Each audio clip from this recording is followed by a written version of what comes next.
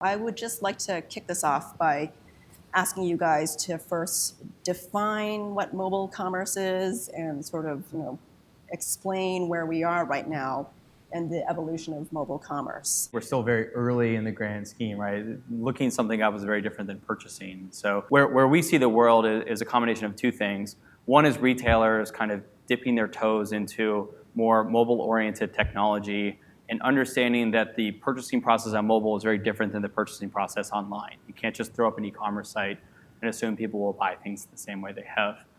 So that's still relatively raw in the grand scheme of things. And then the other flip side we invest in is companies like an Uber or like a Hotel Tonight that are trying to leapfrog the traditional merchants and essentially build these new experiences that are very mobile native and leverage not just the consumer side being mobile, but also the supply side having access to these technologies. If you were to really test the definition of mobile, this is not mobile. In fact, that's not going to move for the next 60 minutes. So the fact that we have mobile devices with us, I think 90% of the time it's with us within 6 feet, which is crazy. You sleep with it, right? Mm-hmm. 2/3 of people, by the way, wake up with their mobile phone. We are mobile. So anything that we can take with us, that means we're connected, that's what mobile is. It fundamentally changes the way we expect to engage with the physical world.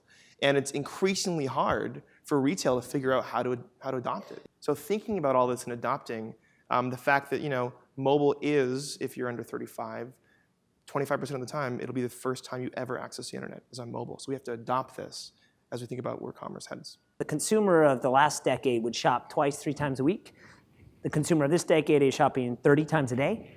And it's these bite-sized snacks, right? It's these 2 minutes at a time, and it's on the device.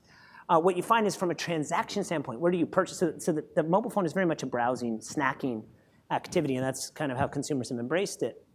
The entree or the meal of when you actually buy something is happening more often on the tablet itself. What's more fascinating is when you go to Healy's definition, you think about all of the wearable technology, Facebook's news today, and you start to define it that way. And then you start to say, I'm not so interested about where a retailer will ship. Can the retailer ship it tomorrow to my home? You now start to ask, can the retailer ship something to me wherever I am? Because they can track me, and I've got my wearable technology, and I'd like them to, and I bet eBay is cooking up some good stuff. So that's sort of the big version of the world that I see. We invested in a company called Bonobos, which is sort of a next generation men's brand. And they started out online, and they built a strong following there, and then moved into Nordstrom's, and now have their own stores. But the store experience is very different. They call it guide shops. Really all it is you walk in, they have one of everything in every size. You try it on, you figure out what works, and then if you buy something, you don't take it with you. They just ship it directly to your house from central inventory. And so that changes a lot of things. Part of it is that the mall, the retail storefront, that needs to evolve, but it doesn't need to go away. There's another famous venture capitalist, this guy Mark Andreessen, that's kind of like makes these big sweeping statements now over Twitter at 10 at a time. But what he does, he made some statement about how all offline retail is going to go away. And I think absolute death is what he said. Yeah, that's just to get headlines. Like I don't think it goes away, but it needs to evolve. If you're bringing it back to commerce, mCommerce, I think people think of mCommerce as e-commerce, but really mCommerce is just all of commerce, increasingly. And 95, 92% of all sales that happen all commerce is still in brick and mortar stores. And it's definitely not going to go away.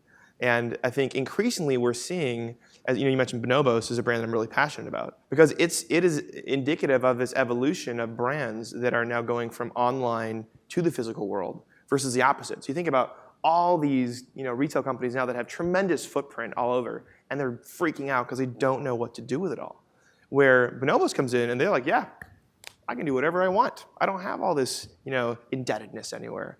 And so they can have a guide shop with limited inventory, but you have a one-on-one experience. You have a vertically integrated brand where you can't get that stuff anywhere else.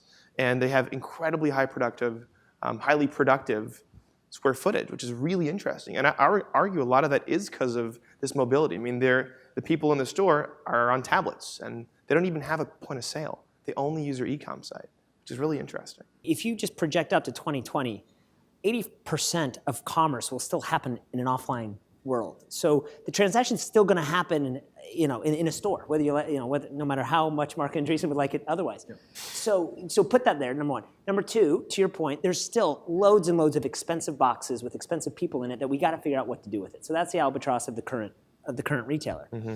So you put those forces together, you have no choice but to say the role of the store must change.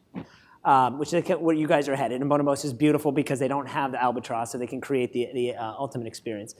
But I think the real question is, what do all of these other retailers, if we want them to survive, and ideally choice is a nice thing, what can they do in order to make the box really work for them? The thing that I would say about the competitive landscape is that it tends to be very adversarial towards retail, which is an inherently challenging place to be.